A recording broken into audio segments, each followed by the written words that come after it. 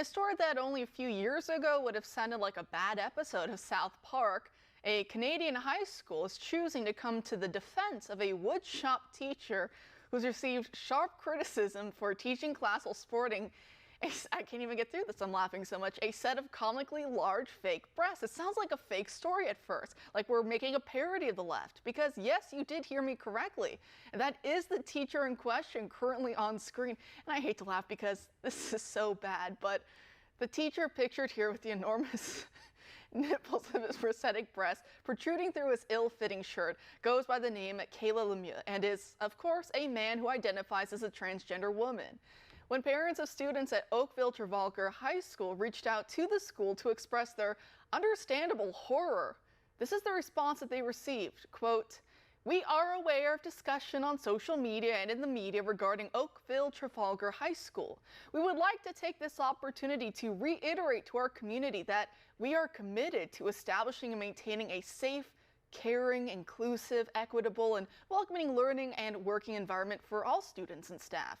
We strive to promote a positive learning environment in schools consistent with the values of the HDSB and to ensure a safe and inclusive environment for all students, staff, and the community, regardless of race, age, ability, sex, gender identity, gender expression, sexual orientation, ethnicity, religion, cultural observance, socioeconomic circumstances, or body type/size," end quote. Joining us now to discuss is Libby Emmons, the editor-in-chief of the Post Millennial. Thanks for being here tonight, Libby. Sure thing, Kara. So I guess they are creating a caring and safe environment for everyone but the students, would you say? Yeah, this is a safe, caring for everyone, but the student dress code does not permit the showing of genitals or nipples, but it does apparently for teachers. So that is a little bizarre. And it's also true that the Ontario Human Rights Commission has anti-discrimination protections for people who like to cross dress. So I suppose that is what's going on here. But it really is absolutely absurd. This is woman costume. This is not uh, even an exhibition of someone who identifies as a woman. I don't know any woman who would go around like this in fake breasts, or a woman that has breasts this size who wouldn't do something to make sure that they were a little more protected and perhaps taken care of than you see here in this video. And I think it's also fair to say that this teacher is forcing students to participate in his own sexual fetish. And I think that is what it comes down to. Obviously, I mean, I don't know the guy, I haven't talked to him, but I know when it comes to cross-dressing, at least in decades past, I know now there's the idea of dysphoria where someone feels like they were born in the wrong body. Of course, we know that's not true, and we do feel bad for people who actually do suffer that. But, you know, a few decades ago, a lot of cross-dressing was like, I think the term was autogynephilia, a male who was Right. actually aroused by putting on female clothes. Again, not casting aspersions here, but I feel like that may be kind of playing into what we see just based of how he's dressed and how he's presenting himself to the class. Like there's no reason, A, for the size of the breast, but also for the nipples to be like that. I think that's making a big statement there. But we've seen a big divergence on the left with radical feminists. We've seen a split between those who are very pro-trans ideology and those who are not. They're called the TERFs, the ones who aren't for a lot of these trans issues. And going back to a point you're making earlier to tie in with that, not only are students the dress code, they can't wear something like that as the teacher is wearing, but also if this was a biological woman dressed like that, walking around like that, she would not be allowed to dress like that. And that apparel should be told to, That's right. cover up, be a little bit more modest dress, in a workplace with, especially with kids around. And yet you have a biological male who is pretending to look that way and he could get away with it. Is that one of the reasons why, for example, quote unquote, TERFs are so upset?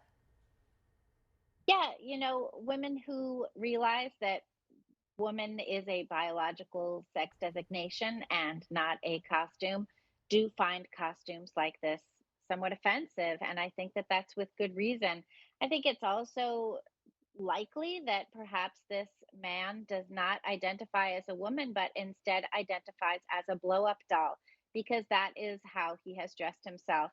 He's got the fake breasts, he's got the fake hair, he's got the short shorts, all that's missing is the permanent O expression for his mouth. But I think it's really shocking too that the school is getting behind this, knowing full well that other teachers who are female would not be permitted to dress like this, knowing also that there is a danger having these kinds of protrusions around things like table saws.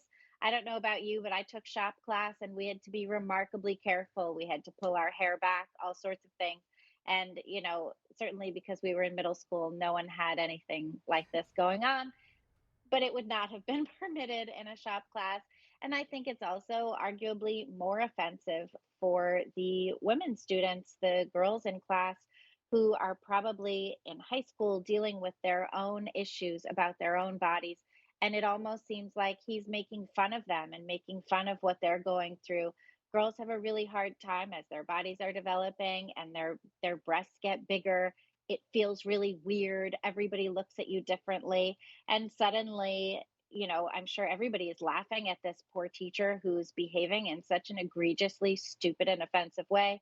But imagine if you were a woman in the class, 16, 17 years old, you have large breasts, you're already struggling with that. It's hard to find the appropriate undergarments for all different reasons, not the least reason being that they're very expensive. The larger you get, the more expensive these things are. And that would feel really upsetting to me, I think, if you're already having trouble to see your teacher essentially making fun of the difficulties that you're facing on a daily basis that are outside of your control.